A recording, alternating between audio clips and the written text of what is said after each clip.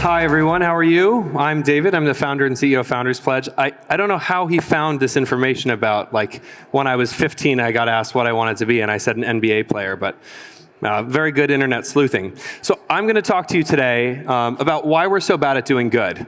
And before I get into the real meat of what I want to talk about, I want to paint a picture of the world for you as it is today.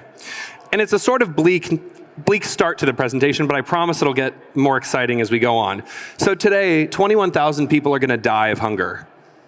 Today, yesterday, tomorrow, every day, 21,000 people die of hunger. And currently, right now, 94 million people on this planet are forcibly displaced. They're not in their homes because something has happened to push them out. And this number has increased really radically since the start of this year. 836 million people this year are going to suffer from a neglected tropical disease. It's going to make them really sick and really unhappy. And 1.5 billion people will live in extreme poverty their entire lives, right? This is the state of play that we have in 2022. Now, every year for the last 30 or so years, these numbers have gotten better. They've gotten lower. But we still have these big issues. And if we still have these big issues, why do we only have one Elon Musk?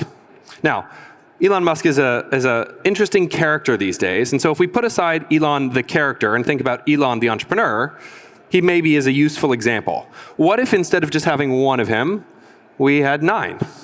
Or instead of 9, 81, or many, many, many, many more Elon Musks? That would probably be pretty good for solving some really big problems. And the reason we want more Elons is because entrepreneurs solve problems, but the greatest entrepreneurs, the biggest entrepreneurs, the most audacious entrepreneurs solve our biggest and most systemic problems. In other words, we need more Elons. And you might ask yourself, well, why don't we have more of him already? Why aren't there more people building businesses that solve fundamental issues? Well, because most great entrepreneurs are already doing something, right? They're already building businesses. They're already working on big problems. They're very busy. Lots of memes, right? And so you might expect that if you're an entrepreneur who wants to solve big problems and do good, you might have doing good on one side, building a business on the other, and you might think that you can actually do good while building a business. And this is maybe true, but it's also maybe not. And so what I want to use the next 10 minutes or so is to explore how you can do good while building a business or not. And we're going to do that by looking at some assumptions that are probably reasonable. Maybe. Let's see. And the first is, if you're a founder of a company, maybe your intuition is to start a CSR department. CSR stands for Corporate Social Responsibility. It's what companies do when they want to try to not just be evil money-making machines. They actually want to give back in some way. And if you've ever worked at a big company or a small company that does CSR, you might have some experience with how frustrating it can be. And it's frustrating because CSR is generally an afterthought, right? People don't start businesses often to do social good in the world, to have a positive social impact. They start businesses to make money, and at some point realize, if I want to keep my employees happy, I want to keep my employees engaged, I want my customers to have brand loyalty and brand awareness, I should probably give back. I should do something that matters. And so they start CSR. They start doing something good, but it's always an afterthought. It's not baked into the model. And because of that, it doesn't really align with the reality that most businesses have, which is they have to deliver value to shareholders and to venture capitalists if they've raised VC money. And sometimes there are really unintended consequences, even when you're trying to do good. So I'm going to give you an example now. Does anyone know who this guy is? This handsome gentleman putting a shoe on a young kid's foot? Raise your hand if you know. Back there. That's right. That's Blake Mycoskie. He's the founder and chief impact officer of Tom's Shoes. And Tom's is famous for pioneering this one-for-one model, which is for every pair of shoes that they sell, they give a pair of shoes away for free to a child in a low-income country. That sounds awesome, right? Every time you buy a pair of shoes, a kid who's poor gets one, who otherwise wouldn't have shoes. Now, being the chief impact officer of a company like Tom's actually has been really good for Blake Mycoskie. Because a couple of years ago, Bain bought a controlling interest in Tom's, valuing the company at $630 million, and Tom became a $100 millionaire, pretty much overnight. And since 2006, when Tom started, they've given away more than 50 million pairs of shoes in 70 countries, which sounds awesome. But it's not all awesome. It turns out that good intentions, as Blake had, don't necessarily lead to good outcomes. So in 2016, 10 years after Tom started, they commissioned their very first analysis of what their shoe giving program has accomplished in the world. They did I'm going to just look at my note, they had a randomized cluster trial in El Salvador with 1,578 children from 979 households. And what this study found, and it's a World Bank study, it found that there was no effect on shoe ownership as a result of giving 50 million pairs of shoes away. There was no effect on general health or foot health, and there was no effect on self-esteem. In fact, giving away 50 million pairs of shoes didn't just create good outcomes, it actually did harm to the communities in which they gave these shoes out in. So you might expect giving shoes away for free is a good thing, but when a local producer of shoes suddenly has to compete with free shoes from abroad, it destroys the local producer. So it disenfranchises local markets and actually drives poverty even greater. It turned out that it created cycles of dependency where 79% of children who had received shoes then believed that others should provide for their family's needs. And finally, when you're struggling with extreme poverty, you're hungry, and you really want to eat, you can't eat shoes. So to Tom's credit, they addressed their impact issues as soon as this report came out. They started to produce locally. They built new sales models that focused on externalities and did other things, like site correction and training bursts. And they've generally become better. And they've really stopped talking about their one-for-one. But as a result, lots of other people have started copying them. So reasonable assumption. Maybe let's not just start a CSR department if you haven't really thought it through. It's not core to your mission, and it doesn't really make a ton of sense. So maybe the next assumption is let's just leverage our team to support organizations. And the assumption is we can help with our brains because we have great brains, right? But it turns out, again, that things aren't always as they seem. Turns out that charities are really complex. They're often more complex than normal businesses. Understanding them takes time. They often operate with legacy systems, with sort of reduced resources because they're charities. And when you try to get people who are busy to help charities, they sort of dive bomb in with good intentions. And it sort of seems a bit like a group of feral cats clamoring for food. Imagine if you wanted to do an internship, and your internship was 1 day per quarter, 4 times per year. It would be chaos. It would be crazy. You would be taking up more time of the company than you would be delivering benefit to. It's hard. It's maybe also not the best use of your time, right? If you do something specific, like you're an engineer or a product manager or a statistician, your time is worth something. You get paid money, and if you're giving it away for free and not doing anything, maybe there's a better use of your time and your money than just not really helping. And often it turns out that Band-Aid solutions actually can be pretty counterproductive. So the point here is, you're running a business, keep the main thing, make money. Now, so let's not just leverage our brains to help local teams. Let's, in fact, maybe just donate to charity. Final assumption, is this the right thing? Maybe it is, maybe it's not. And the assumption is all charity is good or the same. But as I'm going to tell you in a second, this actually isn't really the case, because we have 3 big questions when we think about charity. What are the most important problems? And are all problems equally the same? What are the best and most effective interventions? And can you actually even trust the charities doing these things themselves, the implementing organizations? And so it turns out, when you really look at this, and you really think about this, not all charities are the same. Some charities are way, way, way, way better than others.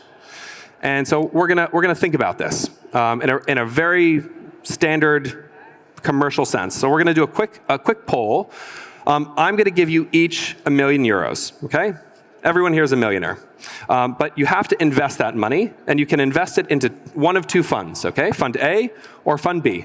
Fund A returns 4%, Fund B returns 11%. They look very similarly, except somehow Fund B is 7% more per annum. They compound annually, and after 10 years, you can take the money out.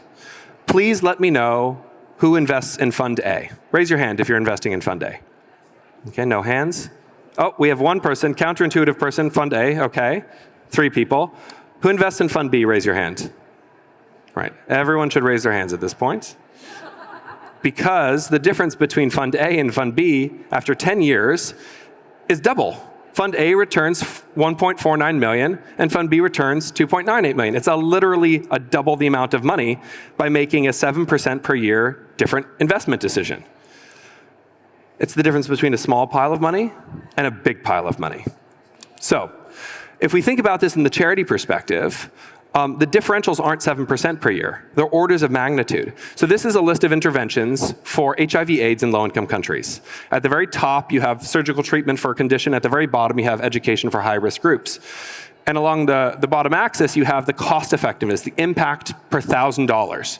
And it turns out that doing the surgical treatment creates sort of less than 1 unit of good, and doing education creates more than 25 units of good. It's meaningfully better. And so if we take the same principle of maximizing your return for a commercial investment, we should aim to maximize our return for social investment, for impact. Make the biggest return, make the biggest impact. And so if it's so simple, why aren't we doing this? Why is it so hard? And the reason is, it's because it's a hard thing and hard things are hard. And so at Founders Pledge, we think about this in a pretty different way than most other people. Most people start by saying, oh, I found this really great charity. They do awesome work. I've seen the work that they do. I've met the CEO. I've seen their beneficiaries. It's awesome. And that may be an interesting way to think about it, but it may not be the most effective way to think about it, and you certainly wouldn't invest your money in this way. So the way we think about it is start at the very top level, think about the focus area first, and find areas that have really big scale. So they're really important. So in Startup Land, this is called total addressable market. You want to focus on an area where there's a lot of people that are affected. You want to focus on areas that are tractable, where the solutions actually have the capacity to work. And crucially, you want to focus on areas that are neglected. So if you have a really big total addressable market, solutions that we think work, the question is, how many people are putting money into it already? Is our money actually going to do anything if it's not really neglected? So we want to only focus on areas where our next dollar can do something that wouldn't have otherwise happened. This is called driving impact on the margin. And so once we've identified the focused area, let's call it global health and development, then we can talk about interventions. And when we think about interventions, we want to sort of hit these 3 criteria again. And the first is evidence. So we want to know that something works in a really robust way. So like Tom's commissioned this impact analysis, we do something similar. So we want randomized control trials, we want to focus on outcomes, we want to understand cost effectiveness. These are all measures of how good a charity is at doing the thing that they're trying to do to solve the problem. And so when we have charities that use randomized control trials, that have been studied rigorously, that have outcomes rather than outputs, that have really high cost effectiveness, how many people are impacted by this and by how much per dollar you put in, then we can dig into charities. And charities, we focus on organizational strength, like what's the team like? Have they run businesses before? Have they run charities before? What's their commitment to transparency? Are they really willing to talk about what they're doing right and what they're doing wrong? If a charity has never admitted they've done something wrong, then they're lying to you. And finally, as in the top one, neglectedness and room for more funding are sort of 2 sides to the same coin. And room for funding at the charity level means if I give them money, can they productively use it? Or is it going into a budget for a further year? So all 9 of these criteria need to be met for us as Founders Pledge to think this is a thing that you should support. So this is pretty straightforward. But why is it that more charities aren't thinking in this way? And I want to point to a commercial example again. So of the 5 biggest for-profit companies in existence by market capitalization, the oldest one was started in 1975, and that's Microsoft. That's like the dinosaur old company, right? Of the 5 largest charities on the planet, by endowment size or assets under management, the youngest was started in 1910. There's a problem here. It means that charities are old, archaic dinosaurs that amass more resources and don't necessarily always use them well, whereas businesses can innovate differently. So let's look again at a market-driven solution. So let's take the phone. The phone started out looking like this big rotary thing, and it changed into looking like a nice digital device, an Apple iPhone. And the reason that's the case is because it's a market-driven solution. The consumer pays for the phone, and the consumer uses it. If I don't like my Apple phone, I'll buy a Samsung or a OnePlus or something else. And I can exercise my wallet to affect the market. Whereas charities, you have international aid, for example, the donor pays for the thing, But the donor isn't the person who actually gets the benefit from it. There's no market-driven solution. There's no feedback loop. There's no incentive for the charity that delivers the good to innovate on it because they don't need to. And so the solution was grain, like bags of grain, and it remain bags of grain today. So the takeaway here is smart donors lead to better charities and more effective interventions. So final reasonable assumption. Not I should just donate to charity. I should donate to the very best charities. So how do you do that when there's 10 million of them on the planet? There's a lot of charities. It's really hard to navigate this sector. And obviously, we have an answer. So Founders Pledge, or a charity ourselves, or a global community of entrepreneurs, and we're finding and funding solutions to big global challenges. And we help demystify this really confusing sector for people who want to give money into it. We started in 2015, and here are some of the members of Founders Pledge, whose founders have pledged. And interestingly, you'll see a lot of Estonian entrepreneurs up here, which I'm really, really proud of. So we have the founders of Wise, of Verif, of Pactum, of Skeleton Tech, of Pipedrive, and lots more. So, and Maniz. We're like really overrepresented in Estonia, which makes me really proud to present here again this year. Since starting, I'm going to tell you about what these guys have done. So there's a bunch of people on here who are associated with Founders Pledge, but how?